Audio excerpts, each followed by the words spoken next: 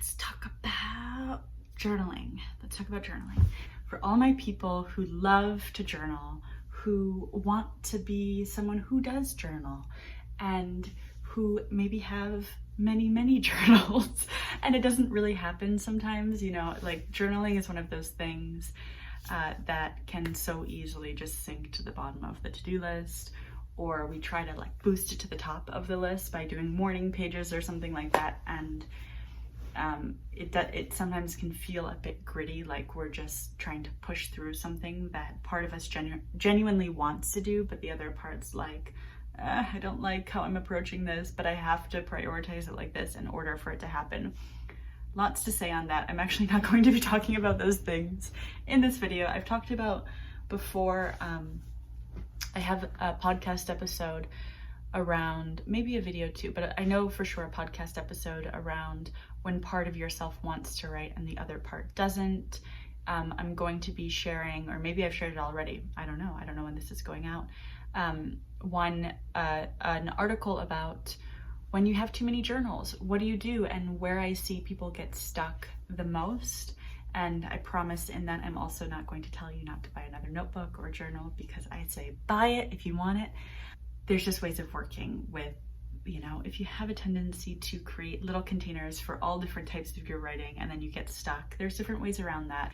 But what I want to talk about today is what I often see as like the come from when we try to journal, which is that journaling so often is positioned as a means to an end. You know, we can journal to increase our productivity, journal to reach goals, journal to overcome this one fear of whatever, or to stop people pleasing, you know, like journaling to change your whole life and become unrecognizable in X amount of time. And for the record, journaling can do all of those things. I think that it's one of the most powerful tools that we have, because it can bring about transformational change, and it can do so in a way that's gentle. And there's also sometimes this missing piece of how journaling can be a source of comfort and freedom, seriously freedom. I have a clip on my finger if you see me like waving my hand around. Comfort and freedom in its own right, instead of it being a means to an end. It can be a practice that lets us tap into a very deep felt sense of fulfillment just in the act of doing it, just in showing up and seeing what happens on the page. When we work with a writing prompt, or when we just try it out for even a few minutes, you know, not necessarily needing to fill out all of our morning pages or to have like an hour journaling session or anything that feels sometimes out of reach. Even in the small ways, having a practice of returning to a notebook or a document that you write into, and you write reflectively around what it's like to be you and what it's like to live at this time and what you're noticing and what feels true. Doing all of that offers deep fulfillment, deep comfort, and freedom. And when it comes to journaling to bring about change, it can teach us that change is emergent, and what I mean by that is that we can help to craft the conditions for change to happen. It doesn't need to happen through your willpower or figuring it all out or having this watertight plan, and then using journaling as a way to, you know, feed into that narrative. It can show us that change emerges from certain conditions, and that we can help bring about that change through reflecting on our lives and through getting curious and making these very small shifts that journaling helps us to practice. One of the myths that we can fall into is that we need to be in a certain mood, or things need to be just so in order for that to happen. Like we're kind of waiting for the right moment. I'm going to be sharing I think 2 journaling prompts today. I'm looking at them. If you see me like looking down, I'm looking at the journaling prompts. I was thinking, when I sat down to do this, I was thinking of sharing the prompts and then we could write to them together and it would be like a real-time thing. But I don't think I'm going to do that because I want to keep this shorter. So I will offer them. And as I share these, here's what I just want to say with that in terms of waiting for the perfect moment. I know the people that I talk to are often juggling, holding a lot. You might be a college student and your schedule is just feels unbearable to juggle.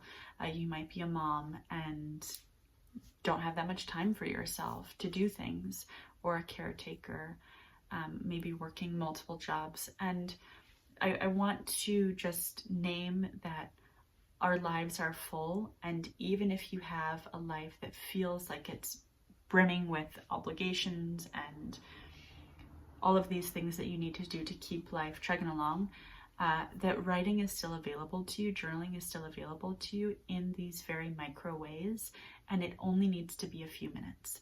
And it doesn't need to be with any kind of perfect conditions around that writing needing to happen. So, for example, if your kitchen table is like messy and well lived, and it looks like the result of a bustling house where a lot is happening and things are piling up, it's a little bit crazy, maybe it's the end of the week, but that's your space to write, just kind of like pushing it aside.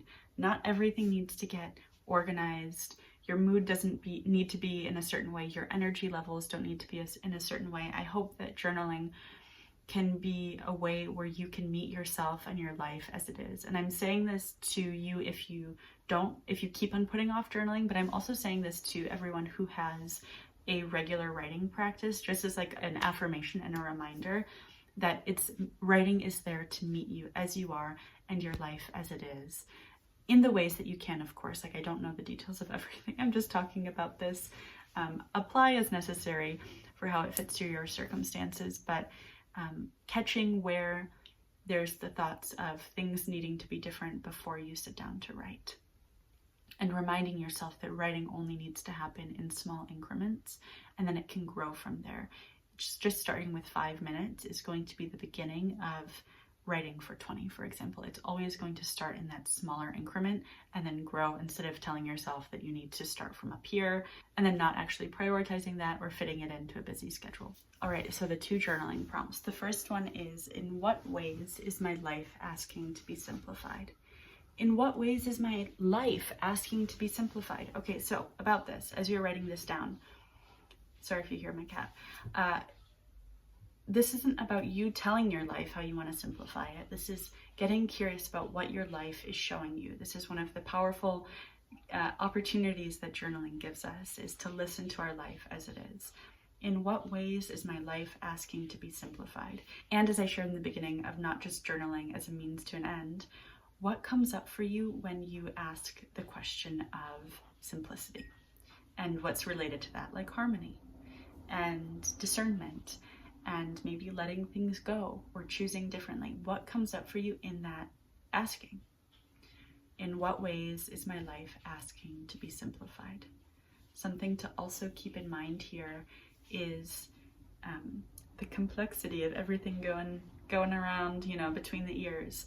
What stories might you be telling yourself? What kind of mental drama might you be telling yourself? What are you telling yourself about what's happening, or about who you are, or what you're capable of, that might benefit from some more simplicity and just opening up to exploring that on the page? Okay, second prompt. This one's also kind of a big question to ask, but just see what happens, again, when you write to it a little bit, and even if you come back to it again and again. I feel most like myself when ... I feel most like myself when.